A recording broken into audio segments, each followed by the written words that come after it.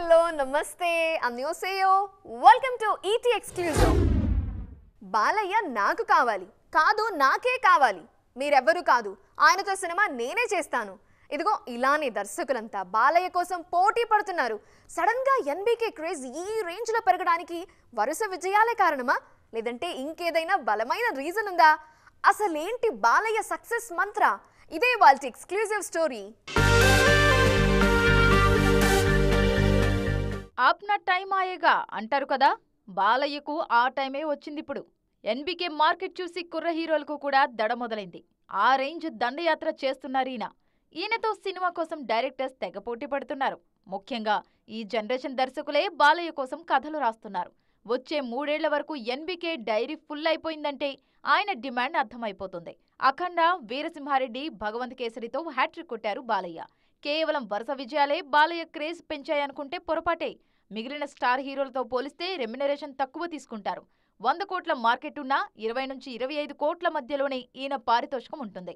పైగా తక్కువ బడ్జెట్లో ఎక్కువ బిజినెస్ జరుగుతుంది. బాబీతో ప్రస్తుతం సినిమా చేస్తున్నారు బాలయ్య. 1980s బ్యాక్ డ్రాప్ లో సాగే మాఫియా మూవీ ఇది. ఎన్నికల కారణంగా షూటింగ్ కు చిన్న బ్రేక్ ఇవ్వనున్నారు ఎన్బీకే. ఇది ఇంకా 40% కూడా షూట్ పూర్తి కాకముందే బాలయ్య కోసం చాలా మంది దర్శకులు క్యూ కట్టారు. అందులో హరీష్ శంకర్, బోయపాటి శ్రీను, ప్రశాంత్ వర్మ ఉన్నారు. ఎన్నికలు అయ్యేంత వరకు కొత్త సినిమాలేవీ కమిట్ అవ్వట్లేదు బాలయ్య. బోయపాటికి మాత్రమే అఖండ 2 కన్ఫర్మ్ చేశారీనా. అలాగే హరీష్ శంకర్ సినిమా ఉన్నా ఎలక్షన్స్ తర్వాతే క్లారిటీ రానుంది. అనిల్ రావిపూడితోనూ కాంబో రిపీట్ కానుందని తెలుస్తోంది. బడ్జెట్ ఫ్రెండ్లీ ప్లస్ రెమ్యునరేషన్ కూడా తక్కువే కావడంతో బాలయ్య కోసం ఎగబడుతున్నారు దర్శకులు. పుష్ప 2 పై రోజుకో వార్త బయటకొస్తూనే ఉంది. షూటింగ్ అనుకున్నట్లుగా జరగటం లేదంట, చెప్పిన తేదీకి రావటం కష్టమేనంట, అల్లు అర్జున్ సినిమాకు మరోసారి వాయిదా తప్పదంట. ఇలా అంటా అనేది ఈ మధ్య బాగా ఎక్కువైపోయింది. ఈ అంటాలకు మరోసారి అదిరిపోయే ఆన్సర్ ఇచ్చారు పుష్ప మేకర్స్. ఇంతకీ వాళ్ళేమంటున్నారో తెలుసా? అల్లు అర్జున్ అభిమానుల ఆశలన్నీ ఇప్పుడు పుష్ప 2 పైనే ఉన్నాయి. 2021 డిసెంబర్లో విడుదలైంది పుష్ప. ఏడాదిలోపై పార్ట్ 2 వస్తుందని అప్పట్లో చెప్పారు సుకుమార్. కానీ తెలియకుండానే 2.5 ఏళ్లు దాటిపోయింది. ఇప్పటికీ పుష్ప 2ను చెక్కుతూనే ఉన్నారు లెక్కల మాస్టారు. ఆగస్టు 15న వస్తుందని చెప్తున్నా ఏదో మూల అనుమానాలైతే అలాగే ఉండిపోయాయి. కొన్ని రోజులుగా పుష్ప 2 షూటింగ్ వేగంగా జరుగుతుంది.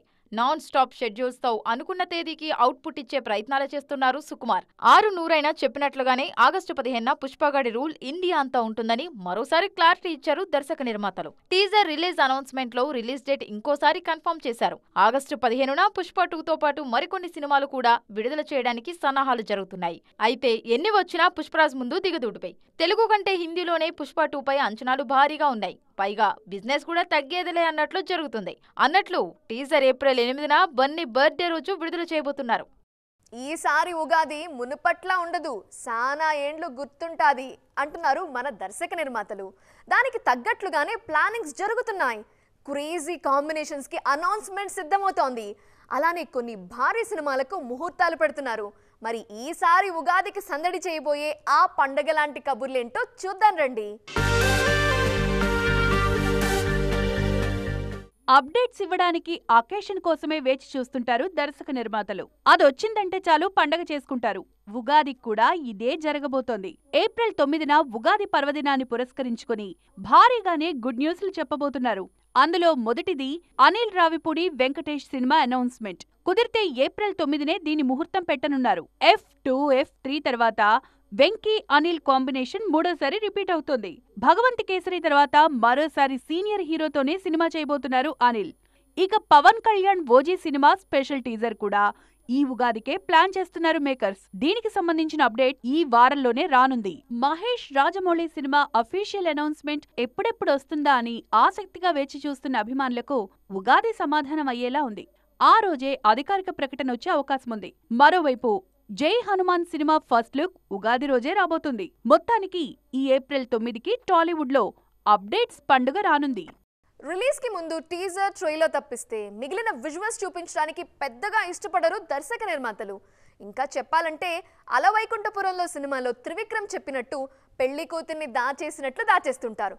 కానీ ఎప్పుడు ఒకేలా ఉంటామంటే ఎలా? అప్పుడప్పుడు మారాలి కదా. ఇప్పుడు అదే జరుగుతోంది. మరి ఆ మార్పేంటి?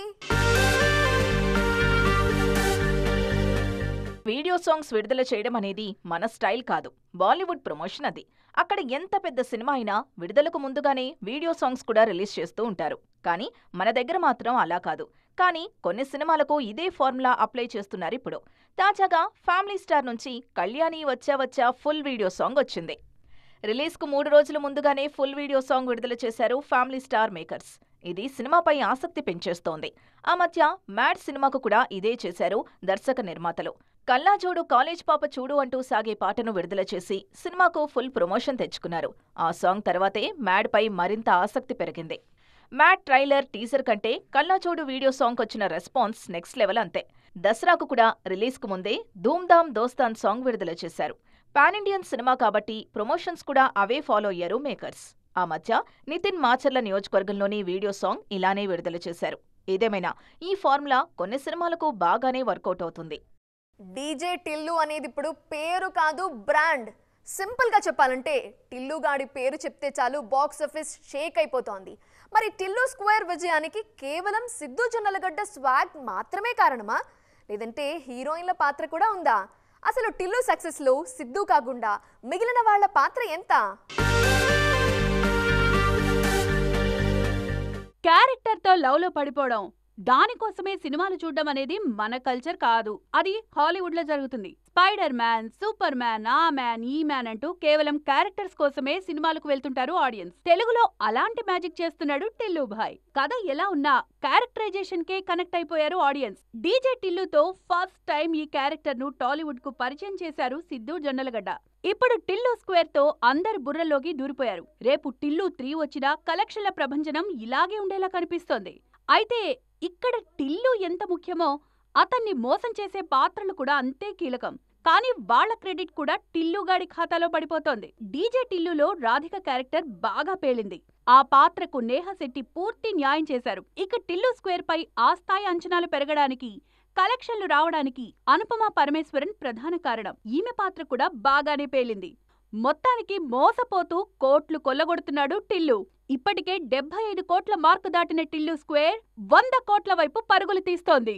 40 ఏళ్ల వయసులోనూ త్రిష ఈ రేంజ్ మ్యాజిక్ ఎలా చేస్తున్నారు? నయనతార పెడుతున్న కండిషన్స్ త్రిషకు వరంగా మారుతున్నాయా? నయన్ నెగటివ్స్ ని తన కెరీర్ కి పాజిటివ్ గా మార్చుకుంటున్నారా? అసలు త్రిష పాజిటివ్స్ ఏంటి? జవాన్ తర్వాత నయనతార చేస్తున్న మిస్టేక్స్ ఏంటి? నిర్మాతలంతా ఎందుకు త్రిషనే కావాలంటున్నారు? 40 దాటిన తర్వాత మహద్దశ నడుస్తుంది ఇప్పుడు త్రిషకు. కోవిడ్ ముందు వరకు ఈమెకు అవకాశాలు లేవు. కెరీర్ ఖతం అని ఫిక్స్ అయిపోయి పెళ్లికి కూడా రెడీ అయిపోయారు. కానీ అదేంటో మరి, ఉన్నట్లుండి త్రిష రేంజ్ మారిపోయింది. 1, 2 కాదు, ఏకంగా 10 సినిమాలు చేస్తున్నారేమే ఇప్పుడు. తెలుగులో చిరంజీవితో విశ్వంభరలో నటిస్తున్నారు. ఒక్కో సినిమాకు 6 కోట్లకు పైగానే పారితోషికం అందుకుంటున్నారు త్రిష. విశ్వంభర కోసం 10 కోట్ల వరకు తీసుకుంటున్నట్లు ప్రచారం జరుగుతుంది. అయితే ప్రమోషన్స్ కు పద్ధతిగా రావడం, డేట్స్ విషయంలో సమస్యలేవీ లేకపోవడం, సీనియర్లకు సరిగ్గా జోడీ సెట్ అవ్వడం ఇవన్నీ త్రిషకు కలిసొచ్చే విషయాలు. అజిత్ విడాముయార్చి, కమల్ తగ్ లైఫ్ సినిమాల్లోనూ త్రిషానే హీరోయిన్. అల్లు అర్జున్ అట్లీ సినిమాలోనూ త్రిష పేరు ప్రముఖంగా వినిపిస్తుంది. అలాగే వెంకీ, అనిల్ రావిపూడి సినిమాలో ఈమెనే హీరోయిన్ గా అనుకుంటున్నారు. త్రిష ఈ స్థాయిలో బిజీ అవ్వడానికి నయనతార కూడా ఓ కారణమే. రెమ్యునరేషన్ భారీగా తీసుకున్న ప్రమోషన్స్ కు రారు. అలాగే నయనతార కండిషన్స్ లిస్ట్ భారీగా ఉంటుంది. ఇదే త్రిషకు ప్లస్ అవుతుంది. జవాన్ తర్వాత సౌత్ సినిమాలపై పెద్దగా ఫోకస్ చేయట్లేదు నయనతార. పైగా రెమ్యునరేషన్ విషయంలో అందనంత ఎత్తులో ఉంటారు.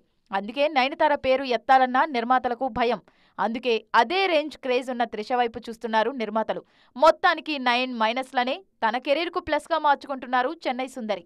సో చూసారు కదా, ఇది ఇవాల్టి ఈటీ ఎక్స్క్లూజివ్. మరిన్ని ఇంట్రెస్టింగ్ అండ్ కలర్ఫుల్ ఫిల్మ్ డీటెయిల్స్తో మళ్ళీ కలుద్దాం. Till then bye. జారిసోయో.